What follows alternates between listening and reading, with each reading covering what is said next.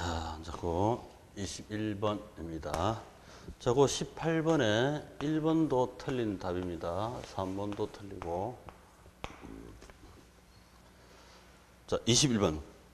주택 정책에 대한 다음 설명 중 틀린 것은 1번 공공임대주택에 공급하면 단기적으로 사적 시장의 임차인의 탄력성이 커지게 되어서 임대인의 조세 부담을 적게 준다.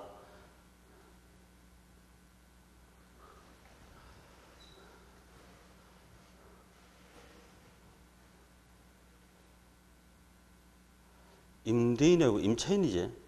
임차인 조사를 임차인이 옆에 공공임대주택하면 탄력성 높아져서 탄력적이면 조세 부담이 적죠. 그 임차인 조세 부담을 적게 한다. 이렇게 돼 있다. 그것도 고치시고 1번도 틀렸다. 그 다음 2번 선분양 제도는 공급자 중심 제도이고 후분양은 소비자 중심이다. 오케이. 컨슈머리즘 소비자 선택주의.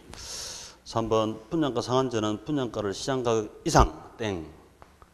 분양가의 시장 균형가격에 있으면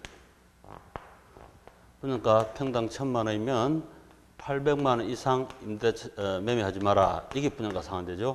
균형가격 이상이 아니라 이하 해야 됩니다.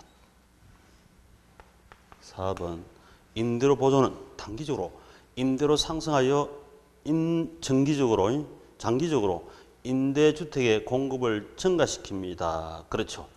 보조는 친시장 정책이니까 수요 공급 다 증가합니다.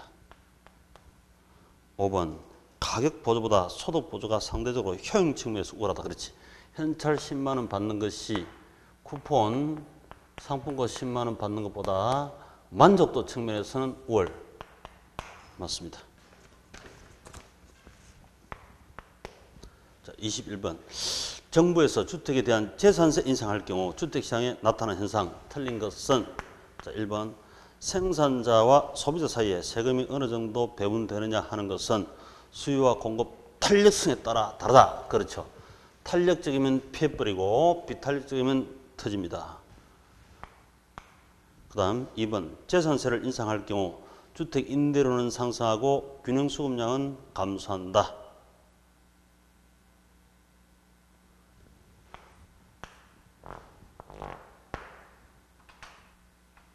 재산세 인상하면 수요도 감소, 공급도 감소.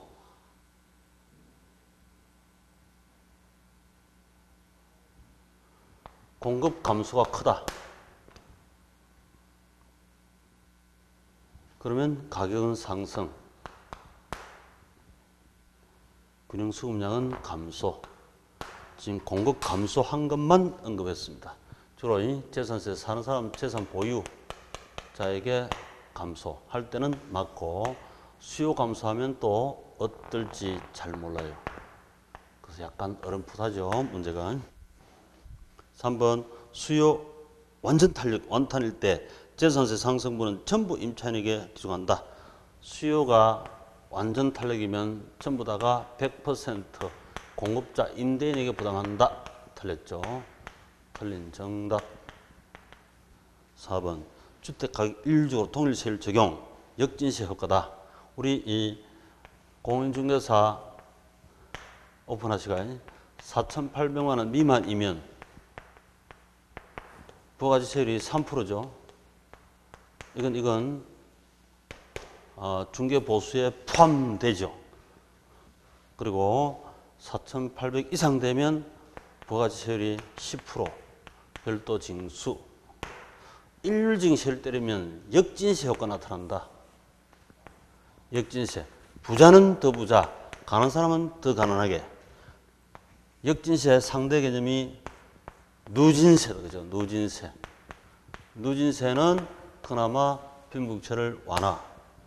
역진은 빈부격차를 더 커지게 합니다. 맞는 말씀.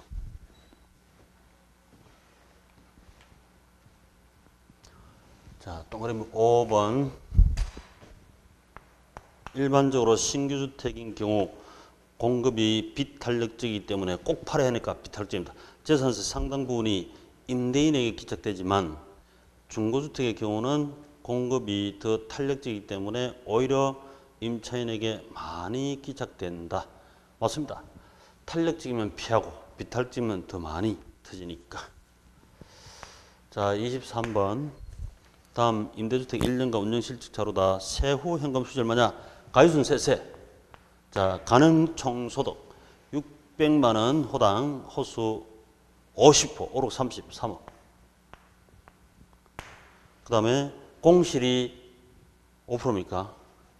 5% 같으면 얼마예요? 3, 5, 15, 1,500만 원 빼면 2억 8,500이네요. 자, 2억 8,500, 8,500 이렇게 바로 해도 좋고 유효 총소득. 그 다음에 영업 경비를 빼면 운영비용 8,500 빼면 순영업소득 2억.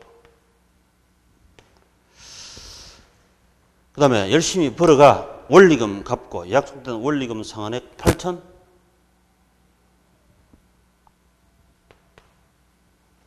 빼면 1억 2천. 이게 이제 세전이죠. 세전. 세금 빼면 세후 답이다. 자, 세금은 꽃순이 엄마 찾아가지고 빼기 감가비, 이자 비용, 절세 효과 빼고 감가상비 2천, 이자 비용 1천, 3천 빼면 1억 7천. 한계세율 30%. 37, 21, 33, 5,100만 원. 5,100만 원 빼면 6억 6,900만 원이다. 1번 정답.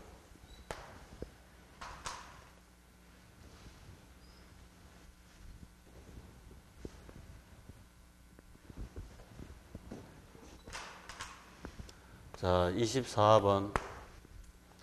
다음 부동산 투자 분석 기법에 대한 설명이다. 틀린 것은 1. 화폐 시장 가치를 고려한 방법으로서는 단순 해시계환법, 회계적 익률법이 있다. 땡땡 틀렸죠. 둘 다 아니다 이랬습니다. 희죽 틀렸죠.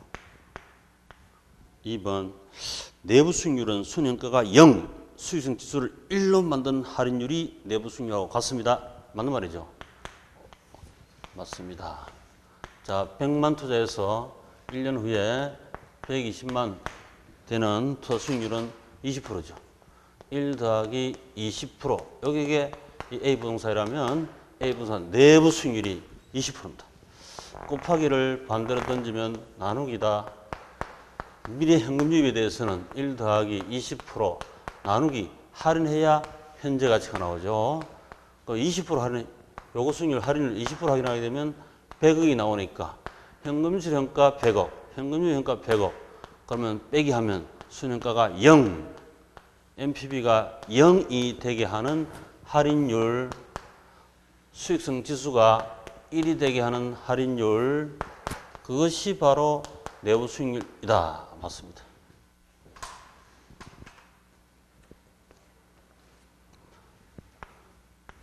(3번) NPV는 장래 수입의 재비용을 차감하여 현가 구한다. 아닙니다. 현금 유입의 현재 가치 현가로 구해야지. 현가. 현금 유출의 현재 가치 현가로 구해서 비교해야 됩니다.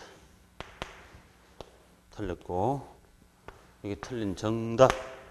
순소득 성수액수는 종합할인율이다. 오케이 맞지. 제가 자기 돈 1억 예액bil리가 3억짜리 원룸을 취득했습니다.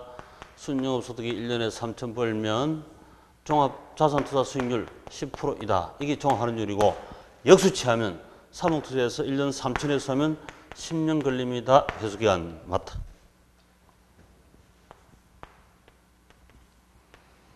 5번 지분 배당률은 지분 투자액에 대한 세전 현금 흐름이다. 맞죠? 여기 지분이고 순영소득 벌어가 약속된 원리금 주고 남는 거 내 거 지분 수익률 배당률 맞다.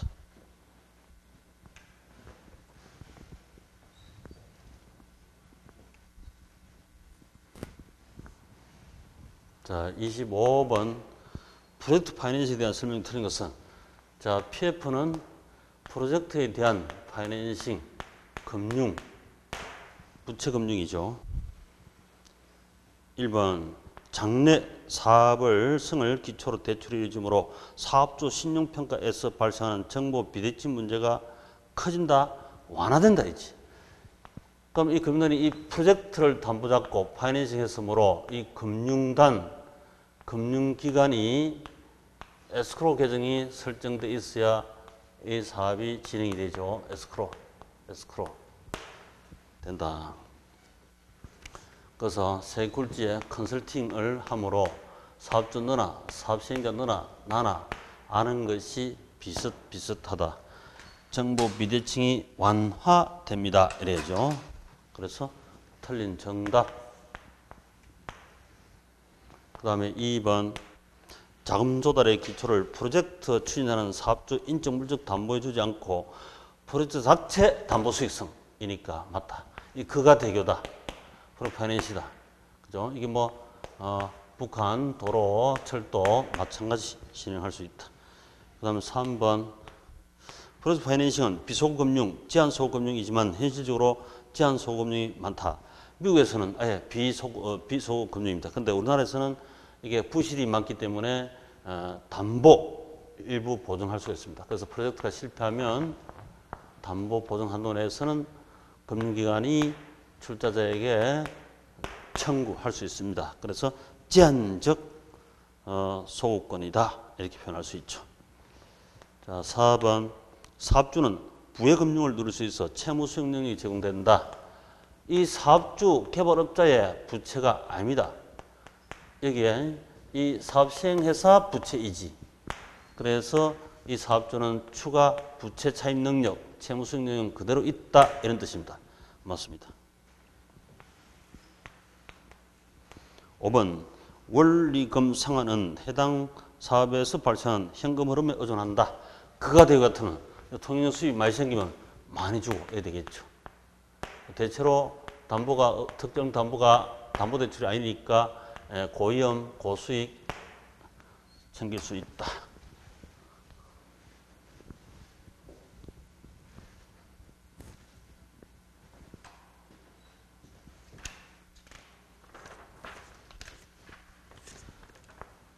(26번) 부동산 투자회사법상 리츠에 관한 설명 중 틀린 것은 자 1. 설립 자본금은 자기관리 리츠는 5억 이상이 한다. 533 위탁 고정 리처 제일 시험 출제 많이 하는 숫자다. 맞습니다. 그 다음 리처는 영업인가 받거나 등록한 날로부터 1년 6개월 이내에 발행 주식 총수 50% 일반 청약 공모 50% 됩니다. 이 법 바뀌었습니다. 최근에 50%이고 그리고 1년 6개월도 2년으로 바뀌었죠. 2년 50% 3개 나오는데요. 50% 3개 통일. 그럼 3번 위탁 리처는 구정 리처와 설립 자본금이 3억 맞습니다. 그 다음 4번 리처는 영업인가 받거나 등록하고 최저 자본금 이상을 갖추기 전에는 현물 출자 받는 형식으로 발행할 수가 없다. 맞죠? 설립 시 현물 출자는 안 됩니다. 변태 설립으로. 그렇죠? 변태 설립은 안 된다 했죠. 5번 리처는 다른 회사 의결권 있는 발행 주식 10% 초과 여치돼서는 안 된다. 오케이 맞습니다. 그 의결권 참가 콩나라 판나라 하면 안 돼. 정력 분산. 자 27번 부동산 마케팅에 대한 설명 중 옳지 않은 것은 X 1번 시장 점유 마케팅은 수요자의 전략 차원으로서 표적 시장 선점하거나 틈새 시장을 선점하는 기법이다. 아니죠. 시장 점유 마케팅은 수요자가 아니고 공급 중시 경제입니다. 틀렸습니다. 1번이 정답. 그 다음 2번 부동산 마케팅의 부동산 시장이 공급자 주도 시장에서 구매자, 수요자 주도 전환할 때면서 더욱더 중시됩니다. 역사적으로 공급자 주도 시장이었다가 그 다음에 수요 중시, 대량 생산, 2차, 3차, 1차, 2차 산업혁명으로 대량 생산하면서 이때부터 마케팅이 중시되고 그 다음 또 관계, 손님만 왕이냐 공급자 나도 왕이다. 서로 장기적 지속적 관계 마케팅 이렇게 바뀌죠.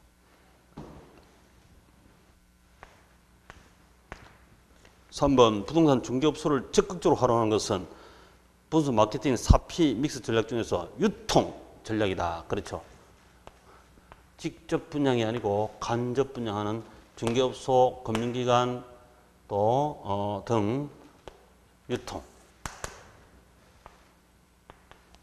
4P 믹스 전략이란 프로덕트, 프라이스, 플레이스, 프로모션, 재측면, 차별 믹스하는 거다. 오케이. 영어로 해야 된다 했죠. 5번 생산자와 소비자 간의 일회성이 아닌 전제로 종래 마케팅 이론에 대한 반성으로 양자 간의 장기적이고 지속적 관계를 주축으로 하는 관계 마케팅이다. 맞습니다. 손님도 갑질 너무 오버하면 안 되죠. 공급자와 같이 관계 마케팅.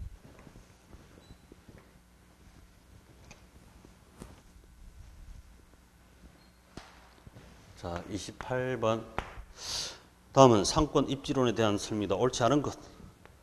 1. 크스탈러의 중심지 이론의 전제 조건은 동질 공간 평야 동일한 교통 이용 운송 거리의 비례 동일한 기호와 구매력을 갖춘 인구 균등 분포 전제를 한다.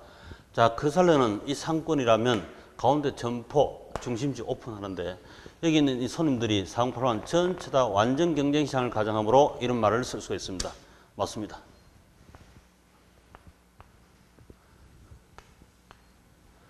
자, 2번 네일리의 소멸력 법칙에 만약 A 도시가 B 도시가 크다면 상권에 미치는 경계는 작은 도시, B 도시 옆으로 있다.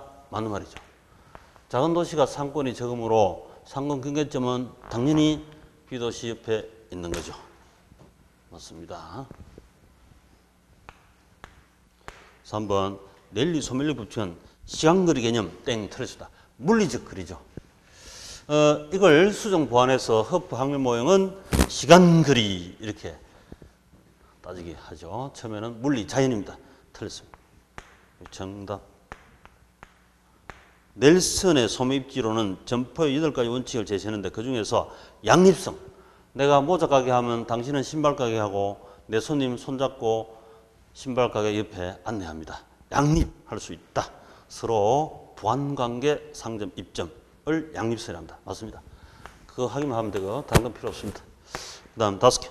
크스탈러의 중심지 이론의 중심지의 성립 조건은 최소 요구치, 즉 범위와 제하 도달 범위 안에 있어야 한다.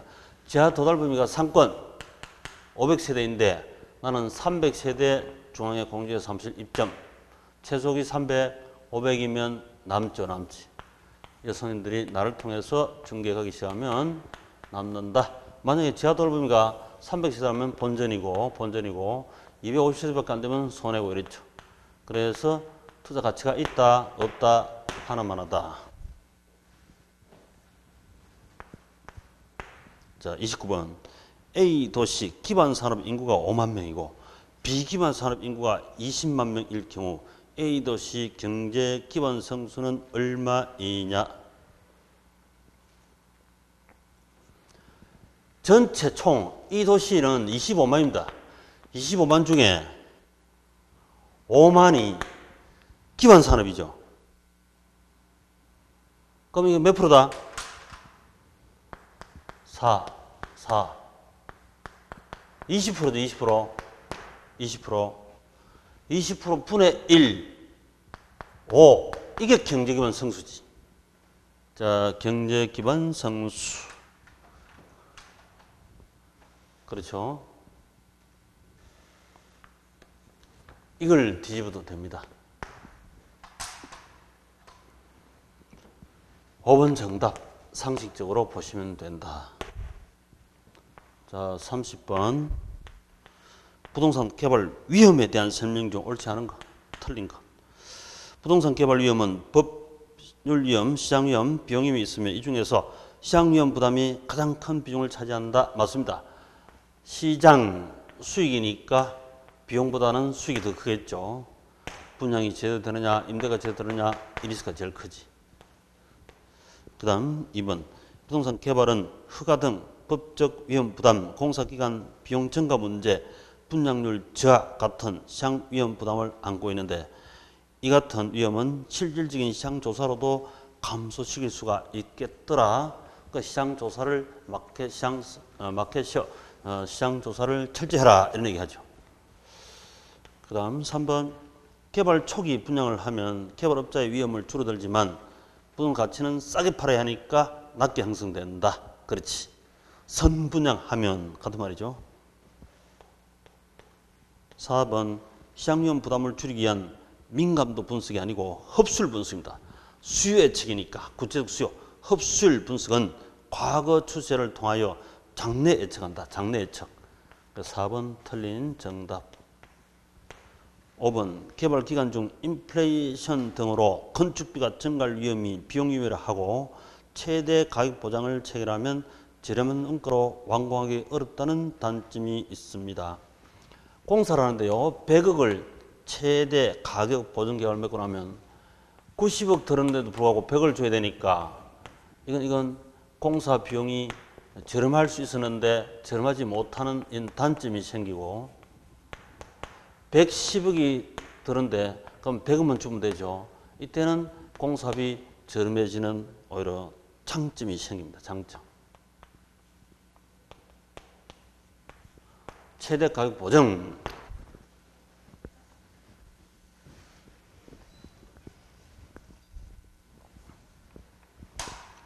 자, 31번. 부동산 개발에 나타난 부동산 분석 단계에 대한 설명으로 틀린 것은 1번에 지역경제, 시장분석, 시장성분석, 타당분석 그거 다 나와 있네요.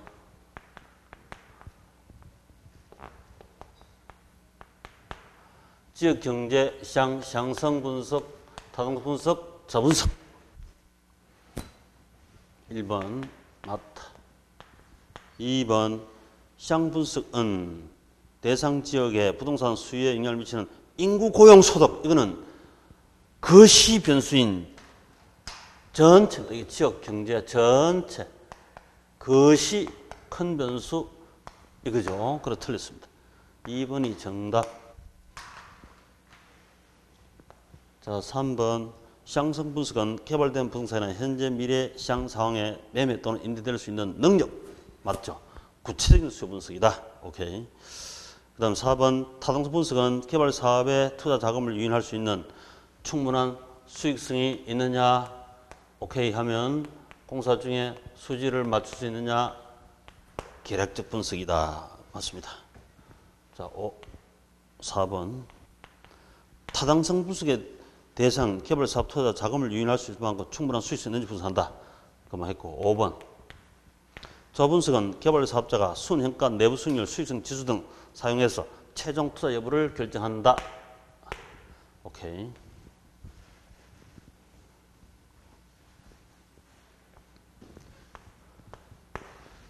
(32번) 지대론에 대한 설명 중 옳지 않은 것은 1번 리카르도의 비옥도 차익이죠. 비옥도가 지대를 결정하고 수학체감 법칙 전제다. 수학체감 법칙은 다 있는 거니까 맞습니다. 옥토는 지대가 있고 박토는 지대가 없다. 그 옥토는 자연의 선물이니까 불로소득 경제적 잉여다 이랬습니다. 2번 튀넨의 비옥도가 동일한 가정을 두고 수승비 전략분이 그 시장 옆에 있는 위치 수승비가 적으니까 지대가 높다. 맞습니다. 운전 수승 차량 운전기사 이름 튀네 수승비. 마르크스의 절대지대에서 따르면 토지 소유자는 최열등지에서도 지대를 절대적으로 요구하는 만큼 지대가 발생합니다. 오케이. 절대지대. 그 다음 4번. 입찰지대란 토지 이용자가 지불하고자 하는 최대 금액으로서 초과이윤이 0 되는 지대를 말한다. 우리 지대가 우하향하죠. 지대 곡선. 토지 임대로 수요 곡선인데 요만큼 예를 들어서 100원 주면 본전이고 110원 접으면 손해고 90원 주면 남고 그래서 지대 곡선 상에는 균형일 때는 전부 다 순현재 가치가 0이다. 이렇게 순현재 가치가 0 정상윤이다. 맞습니다. 자 5번 준지대는 토지 최소 공급 가격을 초과하여 잉여분이다. 이건 경제지대입니다. 경제지대. 경제지대. 준지대는 건물이죠. 건물. 마샬의 준지대. 건물.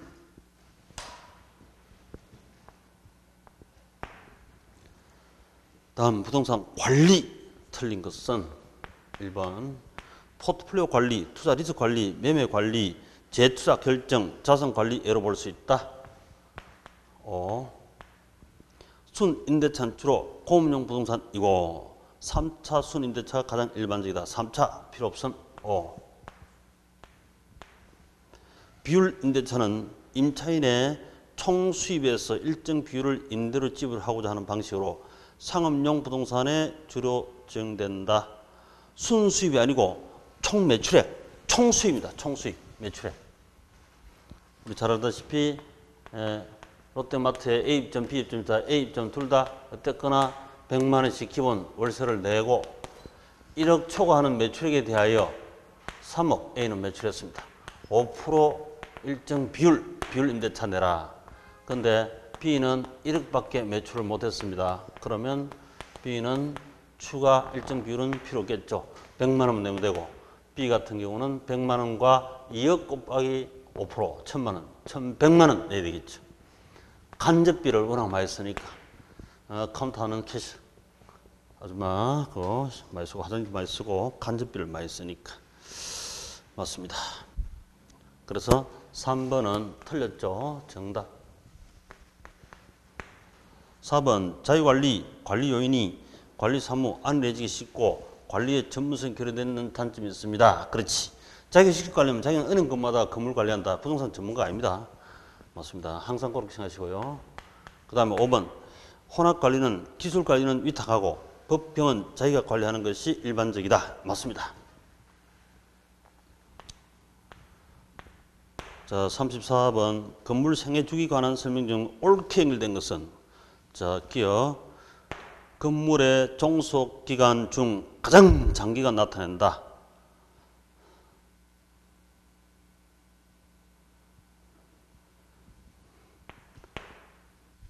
니은 개조, 수선 등 자본적 지출이 필요한 단계다. 너무 노화되면 안 됩니다. 안정단계 주로 하는 거네요. 안정단계. 건물의 유용성이 가장 높다. 안정단계가 유용성이 가장 높겠지. 근데 이것은 건물의 유용성이 아니라 신축하면 가장 오래 살겠죠. 니은은 안정단계. 건물의 존속 전체 기간 중에서 안정단계 기간이 제일 깁니다. 이걸 보고 건물축을 하니까. 그래서 기역, 니은, 안정, 이것은 신축. 5번 정답.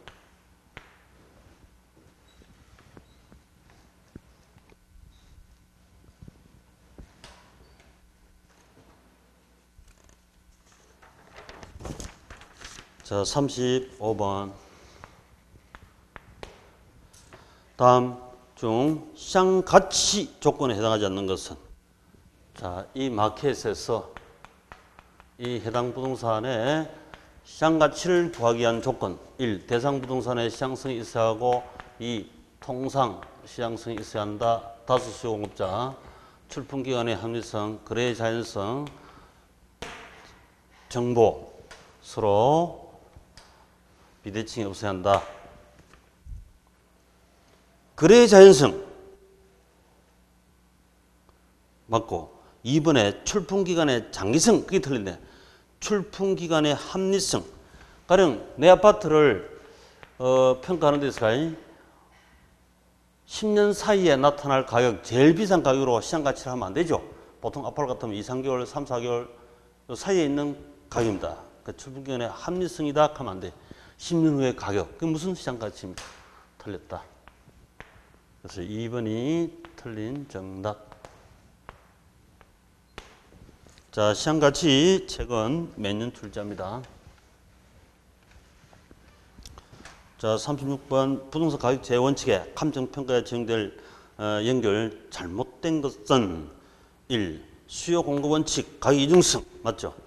수요가 많으면 가격이 상승하고 공급 많으면 가격이 떨어지고 또 가격이 비싸면 수요는 적고 공급량은 많고 서로 상행선, 하행선, 이중성이다. 맞습니다. 2번 변동의 원칙. 시시각각으로 변동하기 때문에 언제 얼마냐. 10월 27일 우리 시험 치는 날 평가. 긴 시점 이때 얼마냐 하는 게 중요하다 이 말이지. 그 다음에 대체 원칙은 3방식에 다 있습니다. 우리 대체, 대신 할 수 있는 시장에서 거래 사례도 워낙 많습니다. 대신, 대체. 4번 균형의 원칙. 불균형이면 자기 자신 불균형이면 제 기능을 못하는 기능적 감가이지 경제 감가 틀렸습니다. 확실하게 틀렸다. 정답. 5번 수익 배분 원칙 토지잔여법. 토지 건물이 총 번 돈이 순영소득이 3천만 원인데 건물이 번 게 2천만 원 확실하다면 나머지 잔여분은 토지잔여법 이렇게 부르겠죠. 수익을 배분하는 원칙이다 이 말이죠. 맞습니다. 자, 37번. 다음 감정평가 방식 산식에 대해서 열겠습니다. 잘못된 것은 자 1번 거래 사례 비교법은 사례 가격에다가 사, 시, 지, 개 맞죠? 면적 차 있으면 면적 곱해주면 되고 원래는 제곱미터 단위로 하기 때문에 그냥 제곱미터이면 그대로 넘어가면 됩니다. 자 공시가 기준법 비교 표현지를 선택하고 사자는 떼고 표현지는 사전 개입되어 있지 않은 정상가이기 때문에 시, 지, 개 하면 되지. 그 밖에 비교인. 오케이. 그 다음 3번 원가법은 제조원가가 100억이고 신축 감가수정 누계액이 30억이라면 70억이 적산가격이다. 이렇게 되지. 이때 감가상은 물리적, 기능적, 경제적 감가 이렇게. 맞죠. 그 복성을 주고 적산으로 보는데 적산. 감칙이 바뀌어서 옛날에 바뀌었습니다. 적산 가격 이렇게 출제합니다. 그 다음에 4번 수익 환원법. 순수익을 직접 환원 이율로 나누면 수익額나옵니다. 오케이. 그 다음에 5번 적산법은 기기필요죠. 기기필요. 기축하액 곱하기 기대율 더하기 필요재경비. 필요재경비도 임대에서 받아야지. 이게 이제 총임료가 됩니다. 총임료. 총임료 속에 필요재경비하고 순임료, 기기가 순임료 아닙니까? 순임료 합산으로 되어 있습니다. 오케이.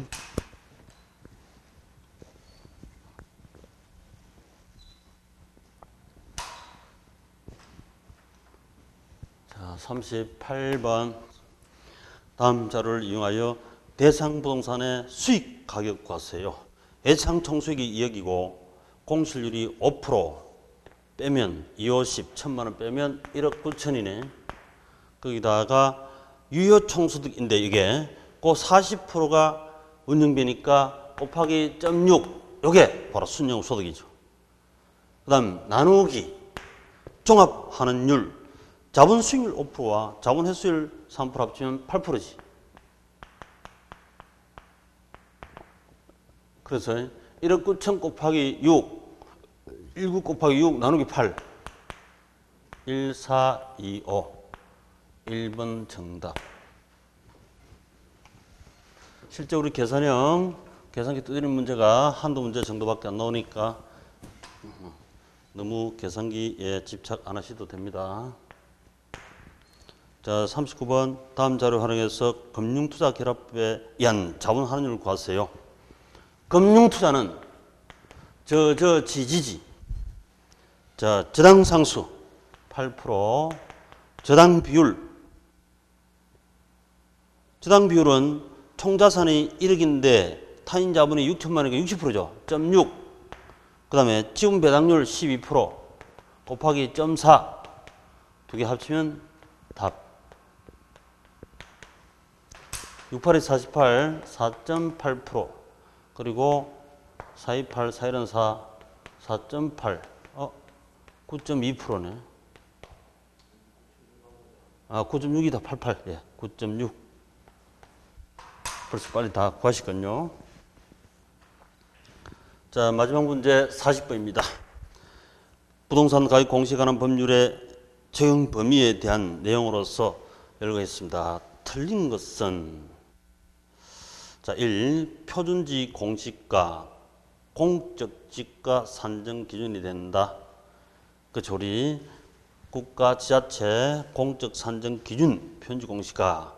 그 다음 2번 개별공제는 국유지 사용료 세금도 개별 땅, 이 땅 저 땅 다르듯이 사용료도 이 땅 저 땅 사용료가 다릅니다. 근데 세금처럼 맞고. 그 다음에 3번 표준주택 가격은 주택시장에 가격정보 제공한다. 이게 아니고요. 개별 표준주택 가격은 개별주택 가격 산정 기준이 되죠. 표준을 밟고 징검다리 밟고 개별주택 가격을 산정하니까.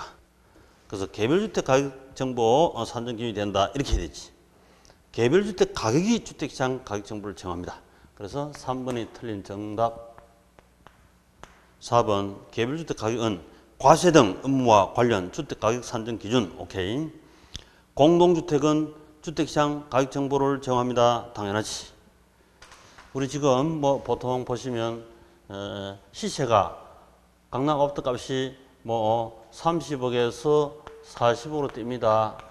뛰는 만큼 이 공시가가 지금 예를 들어서 이게 15억이 되어 있습니다 하면 다시 이것도 높이겠다 이렇게 하고 있죠. 그래서 세금, 이건 주로 세금 보상, 세금 주로 현실적으로 당장 영향을 미치죠. 세금 과세마이 하겠다. 맞습니다. 자, 약간 부족한 모습은 본인이 요약집이나 기본서 확인하면서 살짝 검토하면 됩니다. 그리고 우리 시험이 만약에 70.8점 커트라인 하더라도 좀 더 구석구석 상세히 해야지만 60점 커트라인에서 전혀 개의치 않고 하셔도 되고 계산형도 저하고 같이 한 방법으로 하시면 공식 안 외우고도 쉽게 고득점 할 수가 있습니다. 자, 동안에 수고 많았습니다.